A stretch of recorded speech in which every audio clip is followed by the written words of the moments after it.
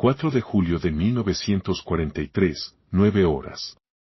Punta Suicidio, Isla Rendova, Isla Salomón. El soldado de primera clase Adam Adams tenía ambas manos agarradas al frío acero del volante cuando los bombarderos salieron de las nubes, 16 puntos oscuros al principio, luego alas y morros de cristal, luego las siluetas largas y delgadas de los bombarderos Mitsubishi G4M Betty deslizándose desde un hueco irregular en el cielo nublado sobre el Canal Blanche. Volaban en una V poco profunda, con los motores emitiendo un zumbido distante y ascendente bajo el estruendo de las olas. Por encima y detrás de ellos, como tiburones perezosos, flotaban casas, diminutas cruces recortadas contra el cielo, 3 semanas en esta isla. Ningún avión derribado, 2 días antes, había visto el mismo tipo de formación llegar y convertir esta playa en un infierno. El aire olía a óxido y carbón. Incluso después de 2 noches de lluvia, el olor a quemado aún se impregnaba en la arena de Punta Suicida. Tablas carbonizadas sobresalían del barro donde se habían apilado bidones de combustible. Chasis retorcidos de lo que una vez fueron camiones y jeeps sobresalían como los huesos de algún animal muerto en el fuego. Adams estaba de pie en su plataforma, detrás del cañón antiaéreo M1 de 90 milímetros, con las botas hundidas en tablones mojados y los pantalones manchados de barro rojizo. El sudor le corría por la espalda bajo su empapada sarga de espiga. Los auriculares bajo el casco crujían con las voces entrecortadas del director de control de tiro. Batería C, en espera. Rumbo 095, elevación 900. Altitud estimada 100-200, alcance 8000. Abran fuego cuando se les ordene. El radar seguía muerto. El sofisticado sistema instalado en la colina a sus espaldas había estado a punto de fallar el 2 de julio y no había vuelto a hablar desde entonces. Ahora solo les quedaban ojos, óptica y una cabina de director que captaba datos de telémetro de hombres con binoculares en una mina a cielo abierto y escupía soluciones de disparo a toda velocidad. Adams, ¿los ves?, gritó el sargento Klein, su jefe de sección, desde el sendero de los cañones. Su voz se oía débil y metálica por los auriculares, confusa por el sonido de las olas y los generadores. Adams no respondió. Observó con atención las miras abiertas atornilladas al lateral del gran cañón, una alternativa en caso de que fallaran los motores. Los bombarderos volaban a baja altura, demasiado bajo para su comodidad. El sol se reflejaba en el cristal de la cabina al cruzar un claro entre las nubes, y luego volvieron a descender, deslizándose bajo la nube, de modo que las grises capas del cielo casi rozaban sus torretas dorsales. Estaban alineados directamente a lo largo de la ranura entre Rendova y Nueva Georgia, directamente en el fondeadero y la pequeña herradura de arena y fosos de armas que los marines habían llamado Suicide Point. ¿Por qué teníamos que estar aquí arriba?, murmuró uno de los cargadores, casi para sí mismo. Podríamos habernos atrincherado junto a los árboles, como la gente cuerda, porque aquí es donde están los barcos, dijo Adams en voz baja. Porque aquí es donde te atacarán primero. Aún podía verlo, el asalto de 2 días antes, como si lo tuviera grabado a fuego en los ojos. La primera sirena había comenzado a sonar con cansancio poco después de las 14 del 2 de julio. Los hombres se pusieron los cascos y salieron de sus trincheras, medio dormidos bajo el calor de la tarde. El radar les había avisado con unos minutos de antelación, pero no mucho, suficiente para marcar la diferencia entre la sorpresa y un objetivo preparado. Recordó lo impotente que se sintió al ver esas explosiones estallar justo detrás de los bombarderos, siguiendo con precisión sus colas. Como si alguien hubiera pintado una hilera de flores negras en el cielo una fracción de segundo demasiado tarde. Recordó estar allí de pie junto al volante, haciendo exactamente lo que le decía el hombre en la cabina: girar a la derecha, girar a la izquierda, elevar, mantener y observar las brillantes partículas caer de las barrigas de los aviones japoneses, escuchando el largo y descendente silbido y luego los fuertes y planos estruendos de las bombas que pasaban por la playa. Primero atacarían. Los depósitos de combustible, hileras de bidones de 55 galones habían estallado como fuegos artificiales indecentes. Dedos de fuego corrían por la arena hacia las olas. Las siluetas de los hombres se recortaron por un instante contra una pared de llamas anaranjadas antes de desvanecerse en humo, luego la munición. Una caja de proyectiles recibió un impacto directo y se convirtió en una flor de fuego blanco. Durante horas, Suicide Point fue una bestia furiosa y parlanchina, los proyectiles se disparaban al azar. Las balas trazadoras rebotaban en los árboles y los hombres se aferraban al suelo mientras los fragmentos volaban zumbando sobre sus cabezas. Luego el hospital, las tiendas habían sido blancas, una vez. El 2 de julio se volvieron negras y rojas en un instante. Adams había visto cómo una bomba impactaba justo antes del hospital de campaña. La explosión se extendió como un puño. Las lonas volaban como ropa lavada en un vendaval. Cuando el humo se disipó, una sección entera de tiendas había desaparecido, reemplazada por un cráter y postes destrozados. Los hombres se tambaleaban entre el fuego hacia donde habían estado los heridos. Algunos no sobrevivieron, 59 estadounidenses murieron ese día. 70. Y tantos más resultaron heridos, su propia ametralladora había disparado 32 proyectiles.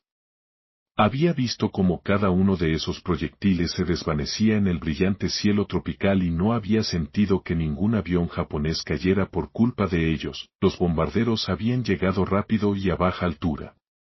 Los cálculos del director habían fallado.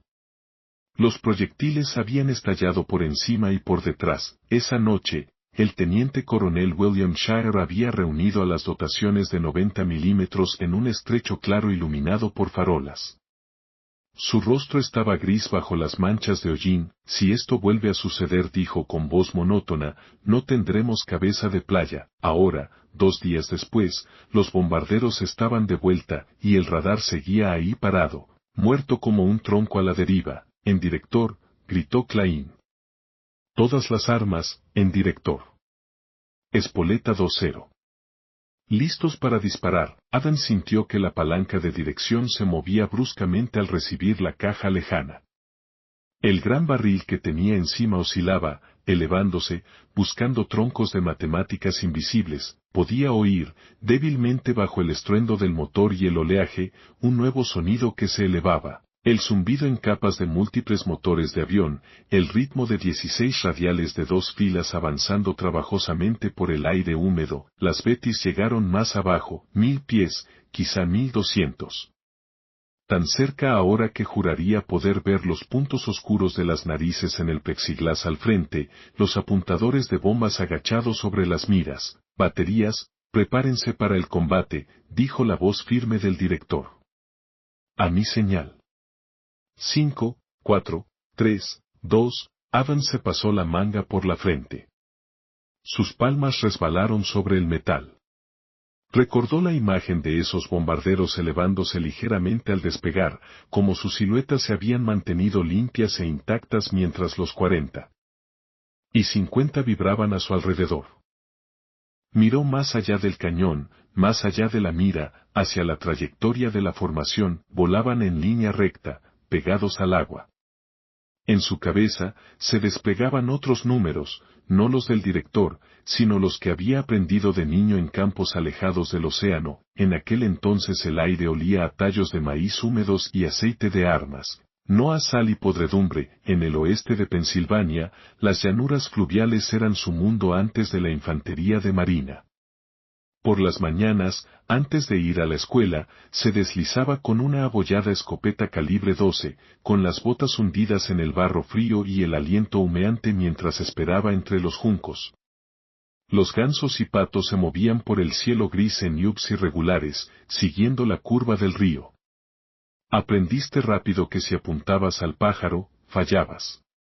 Volaban más rápido de lo que tu mente quería creer. Observaste el ángulo de sus alas, como el viento les empujaba el vientre, la velocidad con la que los árboles se deslizaban bajo ellos. Y te lanzaste hacia adelante, hacia donde estarían, no hacia donde estaban. Un buen cazador no consideraba el plomo como números. Lo percibía como distancia. Más tarde, sentado en un pequeño cine viendo noticiarios de Pearl Harbor, pensó en esos pájaros que mostraban acorazados en llamas. Un cielo diferente. Una toma diferente. El campamento de entrenamiento en Parris Island había sido quemaduras de sol y pulgas de arena, sargentos que creían que el volumen podía reemplazar el vocabulario, y un campo de tiro donde formaba grupos compactos en la oscuridad a distancias que hacían entrecerrar los ojos a otros reclutas. El chico de campo sabe disparar, decían. Ya le encontraremos uso. Se había imaginado a sí mismo en un pelotón de fusileros, moviéndose por la jungla con un M1 al hombro, y viendo la guerra como una serie de breves y brutales visiones a través de miras de hierro, en lugar de eso, le dieron un lugar en la tripulación de un arma que pesaba más que un camión. La primera vez que se paró junto a un 90 milímetros en entrenamiento, mirando su cañón largo y su recámara achaparrada, sus estabilizadores con forma de patas de araña y su masa de ruedas y engranajes, se sintió como una hormiga al lado de un dios industrial. Esto, había dicho el instructor, palmeando el anillo de cierre, pondrá 9 kilos de explosivo de alta potencia donde quiera que le digamos, a 4.500 metros de altura o a 10 kilómetros de distancia. Pero no sirve de nada si no hacen lo que les dice el director, payasos. Le habían enseñado a respetar al director. En una pequeña plataforma, una tripulación independiente detectaba los aviones con grandes miras binoculares e introducía la distancia, el rumbo y la altitud aparente en una computadora mecánica, con engranajes, levas y diales funcionando a toda velocidad. La computadora emitía ajustes de espoleta y órdenes de apuntado, y los cañones, dispersos por el perímetro, obedecían. Confía en la caja, le habían dicho. Eres demasiado lento. Tus ojos mienten. La caja no se cansa. Dispara donde dice, cuando dice. Él había confiado en ello. El 2 de julio lo vio fracasar. Ahora, el 4 de julio, estaba con sus manos sobre el acero, escuchando la cuenta regresiva para disparar, y sentía la misma vieja picazón del cazador en sus dedos. 1. Que disparen. La recámara se cerró de golpe con un golpe sordo y aceitoso. Los cilindros de retroceso junto al cañón se alzaban como dos músculos. Fuego, rugió Clan. Adams envolvió su mano alrededor del cordón de disparo y tiró. El arma saltó. La descarga le recorrió los pies y las piernas. Un remolino de gas caliente salió de la boca del cañón, azotándole el pelo. El proyectil se desvió hacia el cielo húmedo. Más adelante, otros 90 ladraron en secuencia, un retumba. Desigual de truenos envuelto en el rugido de los motores. Segundos después, aparecieron flores negras en el aire, esponjosas y malignas. A 50 yardas del borde de fuga de la formación, espoleta arriba. 2. Corrección de rumbo 2 grados a la izquierda. Dijo el director con calma mecánica, todavía iban a quedarse atrás. Adams maldijo en voz baja. Otro proyectil resonó en la recámara, impulsado hacia adelante por los sudorosos cargadores. El motor de desplazamiento zumbó, obedeciendo, observó cómo aparecían las explosiones, cerca de donde la caja prometía que estarían. Y observó cómo los bombarderos avanzaban imperturbables, acortando la distancia hacia Punta Suicida y el fondeadero que se extendía más allá. Las primeras bombas tardaron menos de un minuto en caer. Entre las palabras en el teléfono y el ruido en la cubierta, algo se rompió. Sargento, gritó, arrancándose por la mitad un auricular. Klein levantó la vista, con los ojos muy abiertos y los labios moviéndose mientras gritaba en un mundo donde todo lo más fuerte que tú era la norma, las ráfagas. Llegan tarde. Gritó Adams. Los estamos siguiendo otra vez. La pista está mal. El rostro de Klein se contrajo. Abrió la boca y la cerró. Por un instante, se encontró entre dos cadenas de mando, el hombre en la caja y el hombre con la mano en el volante. ¿Qué ves? Gritó Klein. Van bajo y rápido, gritó Adams. Tenemos que lanzarlo delante de ellos. Como una cortina. Box persigue en lugar de liderar, los proyectiles volvieron a explotar, y ahora un patrón completo de ellos azotaba el aire justo detrás de la formación. Evans vislumbró el estabilizador de cola de un Betty rodando entre el humo grasiento, completamente intacto, elección. Ahora mismo, en teoría, se permitía el control local. Si se cortaban las líneas del director. Si la caja fallaba. Si el enemigo hacía algo raro y el capitán del cañón veía una línea mejor, a nadie le gustó. Significaba que el juicio de un hombre había triunfado sobre las matemáticas, la mandíbula de Klein se apretó, control local. Rugió. Cambien a local. Evans, tómalo, el que hablaba junto al arma tiró de una palanca. La suave presión de los motores se aflojó. De repente, el puntero y las ruedas de entrenamiento le pesaron mucho a Evan. Todo ese acero ahora era su responsabilidad. Apuntó con el cañón no hacia los bombarderos, sino hacia adelante, hacia un trozo de cielo que sabía que atravesarían en los segundos que tarda un proyectil en ascender y su espoleta en encenderse, espoleta 1-8. Ladró. Bájala. Explota pronto. Klein parecía querer discutir, pero entonces giró hacia el interruptor de encendido, ya lo oíste. 1-8. Muévete, las manos se movían más rápido ahora, los proyectiles giraban bajo las palmas callosas mientras se giraban los pequeños diales. El cargador disparó otra bala.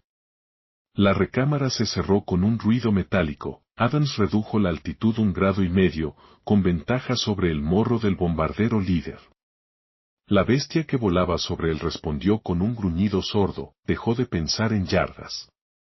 Pensó en pato sobre el río, en la distancia que alcanzaría para atrapar un pájaro que volara de izquierda a derecha, en la altura a la que se mantendría si estuviera trepando. Fuego, gritó, el arma dio una patada. Esta vez, no miró el cañón. Mantuvo la vista fija en el cielo frente a las Betis, esperando que la ráfaga se mostrara donde debía estar. Por un instante no hubo nada, entonces, justo en la trayectoria del elemento líder, floreció una flor negra. Otra. Otra. La formación se abalanzó sobre ellos. Una Betty voló directamente hacia un proyectil de 90 milímetros cuya carcasa se desintegró en cientos de fragmentos irregulares. La cubierta del motor derecho desapareció en una cortina de fuego. La raíz del ala se deformó. El bombardero viró bruscamente a la derecha, golpeando la punta del ala contra el estabilizador de cola del otro bombardero. El segundo avión se tambaleó, con los motores rugiendo. Por primera vez desde que llegó a esta isla, Adams vio caer realmente un bombardero japonés. El Betty, herido, rodó con el morro caído. Una larga e incandescente estela de combustible ardiendo tiñó el cielo tras él. Golpeó el agua de morro, lanzando una nube de rocío más alta que una palmera. Cuando la cortina de agua cayó, no quedó nada más que una mancha de aceite. Alguien en el foso de armas gritó. Alguien más gritó en silencio, otros cañones en la punta también lo habían visto. Las señales de las espoletas cambiaban. Se podía oír la diferencia incluso sin radios, el patrón de disparo cambiaba, los cañones disparaban proyectiles no donde la caja les indicaba que estaban los objetivos, sino donde su instinto les decía que estarían. El aire frente a la formación empezó a temblar con ráfagas sincronizadas, los bombarderos empezaron a hacer virajes, con pequeñas correcciones mientras los pilotos intentaban desviar la puntería. Ayudó un poco. No lo suficiente, una segunda Betty, en la parte trasera del quinto, atravesó un grupo de ráfagas, desapareció brevemente y luego emergió por el otro lado dejando una estela de humo y metal. Un panel se desprendió, girando como una hoja. Permaneció en él unos segundos más, luego rodó, no pudo recuperarse y se salió de la formación. Los aviones restantes, comprometidos con sus misiones, siguieron adelante. Las puertas de la bodega de bombas se abrieron de par en par a lo largo de sus panzas. Bombas fuera, gritaría alguien en un barco en la bahía a través de un teléfono con sonido, mientras observaba cómo caían huevos brillantes. El equipo de Adams dispar. o más balas contra el cañón. El retroceso le ardía el hombro, le dolían las manos. Siguió blandiendo el pesado cañón, dejando que la voz del director por teléfono balbuceara números que ya no entendía. Levantaron un muro. No era perfecto. No era matemáticamente puro. Pero allí estaba, un seto asesino en el cielo. Algunos bombarderos se lanzaron antes de tiempo, y las bombas impactaron en la bahía frente a los barcos, levantando altas columnas blancas de agua inútil. Otros aguantaron demasiado tiempo, y las bombas impactaron más allá del objetivo, agitando la jungla tras la cabeza de playa. Algunos acertaron. Las explosiones se extendieron entre el alambre perimetral y la línea de árboles. Hombres murieron en agujeros poco profundos que habían cavado, en trincheras que creían seguras, pero las tiendas del hospital permanecieron intactas. Los bidones de combustible detrás del punto permanecieron apilados e intactos, brillando débilmente a través de una nube de humo. Evans vio un bombardero, a unos 15 metros por encima de sus compañeros, recibir dos ráfagas casi simultáneas, una bajo el ala derecha y otra justo detrás de la cabina. El cono frontal se hundió. El plástico del invernadero se vaporizó en un destello blanco. Por una fracción de segundo, vio figuras en el interior, congeladas en posiciones antinaturales. Entonces, el fuselaje delantero simplemente dejó de existir. La cola, desprovista de lastre, se volcó, desprendiéndose del resto, cayó en dos grandes pedazos llameantes. Él no aplaudió ese. En el interior de esos bombarderos hacía calor incluso antes del ataque antiaéreo. El G-4M siempre había sido un compromiso en vuelo, alcance y carga a expensas del blindaje. Revestimiento metálico delgado, grandes tanques de combustible, sin cámaras autosellantes lo suficientemente resistentes como para detener lo que un cañón de 90 milímetros podía lanzar. Los pilotos y bombarderos que llegaron el 4 de julio habían sido informados de que Rendova era una cabeza de playa nueva y vulnerable, parcialmente destruida 2 días antes. Les habían dicho que había fuego antiaéreo estadounidense, pero desorganizado, con el radar dañado. Habían participado en otros ataques y habían sobrevivido. Durante el avance, un bombardero había observado con su visor la brillante media luna de Punta Suicida. Había notado la cicatriz de la playa quemada por los impactos anteriores, los puntos angulares de las armas y los camiones. Se había ajustado al viento. Había estabilizado la mira. Entonces los proyectiles empezaron a estallar en el lugar hacia donde iba, no en el que había estado. El cristal de su mira se quebró por el impacto. Se llevó la mano a la cara y la retiró con sangre y cristales pulverizados. Gritó por el intercomunicador mientras el avión se tambaleaba, con los instrumentos vibrando. Puntos negros, fragmentos del caparazón de alguien, la decisión de alguien, resonaban en el morro como abejas furiosas. El piloto luchó contra el yugo. El bombardero nunca cayó, o nunca supo si lo hizo. El Betty se hundió antes de que pudiera descubrirlo. La incursión no terminó con ese pase, hubo más oleadas. Tras la retirada del primer grupo, dejando una estela de humo y llamas, y en menor número que al llegar, otra formación probó una aproximación diferente, acercándose desde un ángulo ligeramente diferente, con la esperanza de alcanzar los cañones que aún se estaban ajustando. El mundo de Evans se redujo al ancho de ese arco transversal, perdió la noción del tiempo. Cargar. Ajustar la espoleta. Desplazarse. Elevar. Disparar. Vigilar. El sol ascendía cada vez más alto y luego desapareció tras otro banco de nubes. El sudor le convertía la camisa de sarga de espiga en una segunda piel. Le dolía la garganta de tanto gritar. En algún momento, en un respiro entre ataques, alguien le ofreció una cantimplora.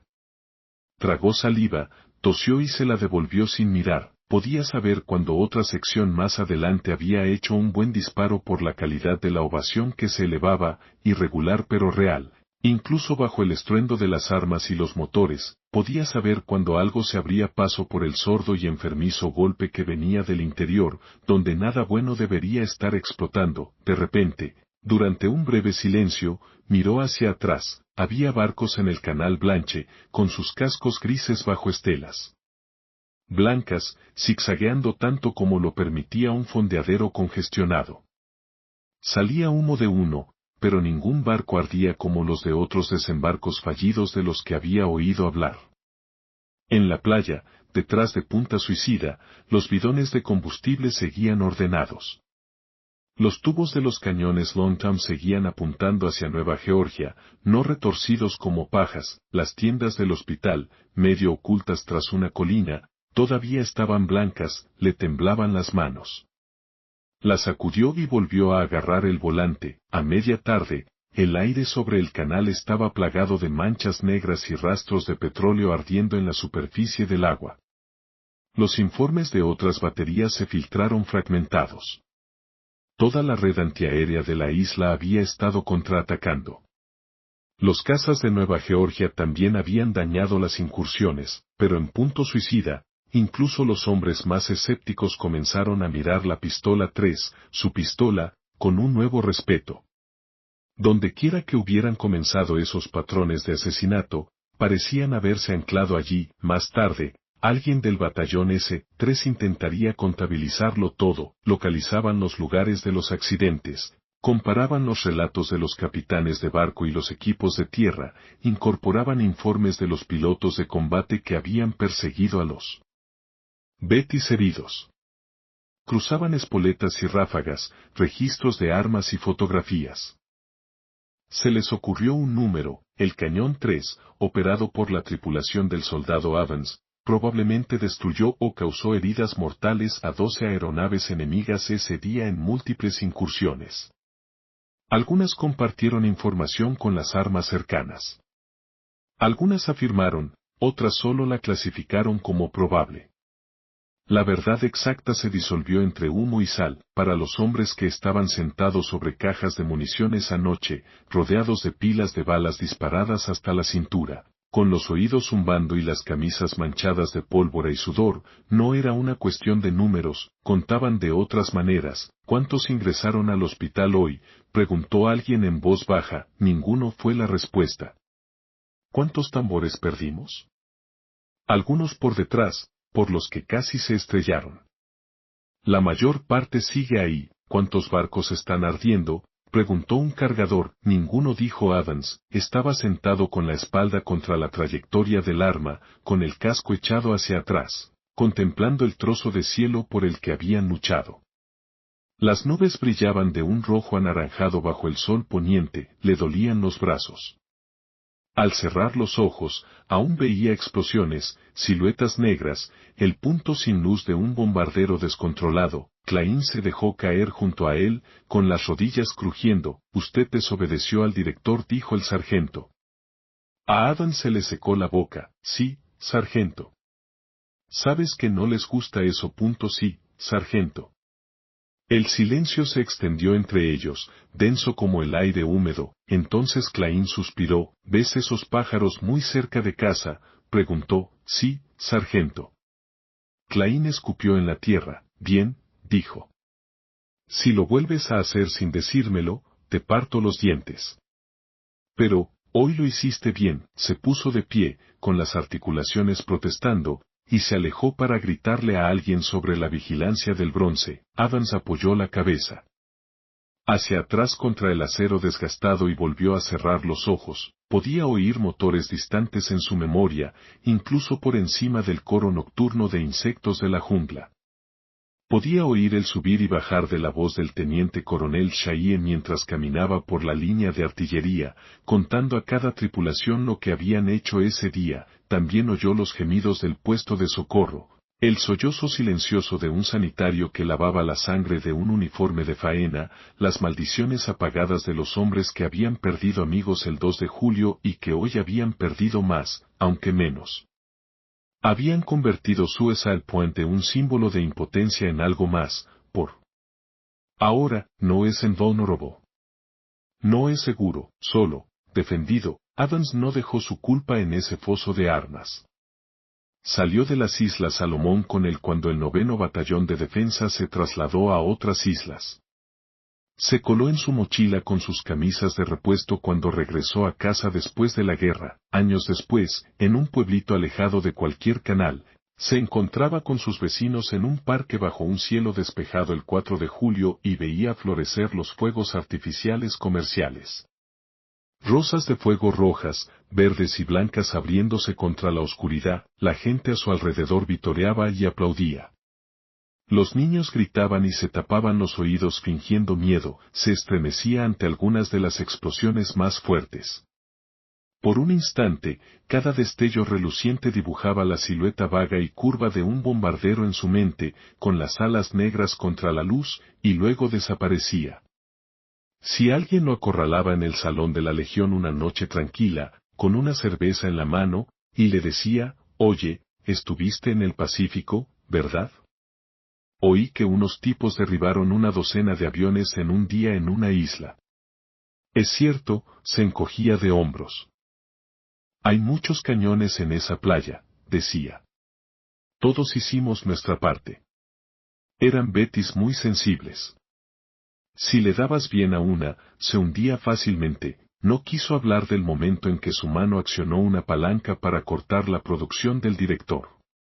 Del frío y la nauseabunda sensación en el estómago al decidir que el hombre de la caja de hormigón con los diales estaba equivocado y que el chico que solía disparar gansos en la niebla tenía razón. Años después, en las academias de Estado Mayor, hombres con uniformes impecables realizaban ejercicios prácticos sobre Rendova. Hablaban de la rápida adaptación de la doctrina antiaérea y del equilibrio entre el control centralizado y la iniciativa local.